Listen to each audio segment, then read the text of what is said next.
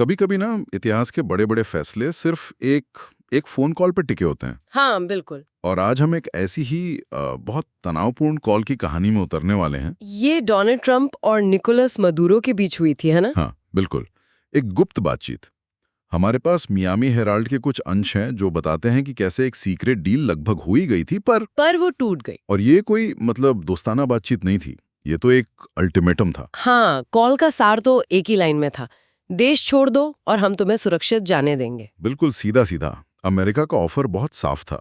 Trump ने Maduro से कहा, आप खुद को और अपने करीबियों को बचा सकते हैं, लेकिन आपको अभी देश छोड़ना होगा। और इसमें सिर्फ मदुरो नहीं थे ना? नहीं नहीं, इस पैकेज में उनकी पत्नी सीलिया फ्लोरेस, उनके बेटे और कई बड़े सहयोगी भी शामिल थे। अच्छा। सबको सुरक्षित निकलने का रास्ता दिया जा रहा था। शर्त बस एक थी, तुरंत सत्ता छोड़ो। सुनने में तो ये मादुरो के लिए एक गोल्डन एग्जिट जैसा लगता है, मतलब एक ऐसा मौका जिससे वो और उनका परिवार बिना किसी खतरे के निकल सकते थे। हाँ, तो सवाल उठता है कि फिर बात अटकी कहाँ? इतना बड़ा ऑफर ठुकराया क्यों गया? और यहीं पर आप कह सकते हैं कहानी का सबसे दिलचस्प मोड़ आता है। ये सौदा मादुरो की 2 मांगों के वजह से टूटा। अच्छा।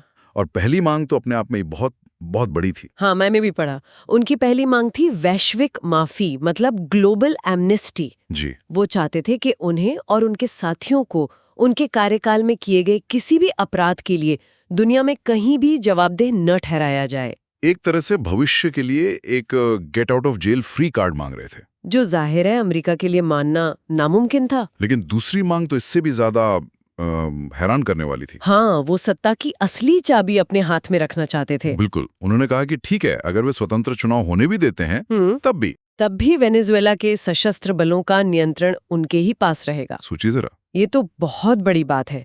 इसका मतलब तो ये हुआ कि वो कह रहे थे, आप चुनाव करवा लीजिए, कोई और राष्ट्रपति भी बन जाए, लेकिन देश की बंदूकें मेरे ही कंट्रोल में रहेंगी। ये तो लोकतंत्र का मजाक बनाने जैसा हुआ।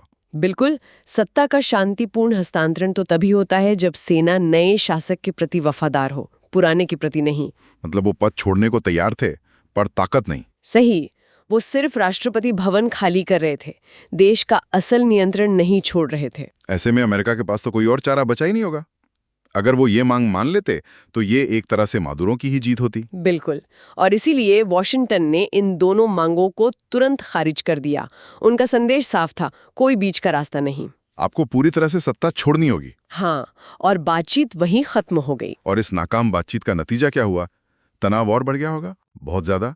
अमेरिका ने तुरंत वेनेजुएला के हवाई क्षेत्र को पूरी तरह से बंद घोषित कर दिया और कैरिबियन में अपनी नौसेना के बड़े जहाज भेज दिए। अच्छा, मतलब एक तरह से सैन्य दबाव बनाने की कोशिश की गई। हाँ, और खुद ट्रंप का बयान भी बहुत कुछ कहता है। क्या कहा था उन्होंने? जब उनसे इस कॉल के बारे में पूछा गया तो उन्होंने कोई सीधा जवाब नहीं दिया। बस इतना कहा, मैं ये नहीं कहूंगा कि ये अच्छा रहा या बुरा। ये रहस्यमयी बयान अपने आप में एक चेतावनी थी कि अब बातचीत के दरवाजे बंद हो चुके हैं। हमारे सूत्रों में एक रक्षा विशेषज्ञ का जिक्र भी है। उन्होंने साफ साफ कहा कि इस फोन कॉल के फेल होने के बाद मादुरो और उनका जो इनर सर्कल है, हाँ, वो अपने अब तक के सबसे गंभीर खतरे का सामना कर रहे थे। और ये सही भी है, क्योंकि जब कूटनीति विफल होती है तो अक्सर दूसरे ज्यादा सख्त विकल्प सामने आते हैं। ये पूरी घटना हमें सत्ता की प्रकृति के बारे में भी सोचने पर मजबूर करती है। हाँ, मादुरो की मांगों से ये साफ हो जाता है कि उनके लिए चुना हुआ पद, राष्ट्रपति की कुर्सी, उतना मायने नहीं रखती थी जितना कि सेना पर नियंत्रण। तो श्रोताओं के लिए सोचने वाली बात यही है, क्या असली ताकत चुनावी जनादेश से आती है या फिर सेना की वफादारी से?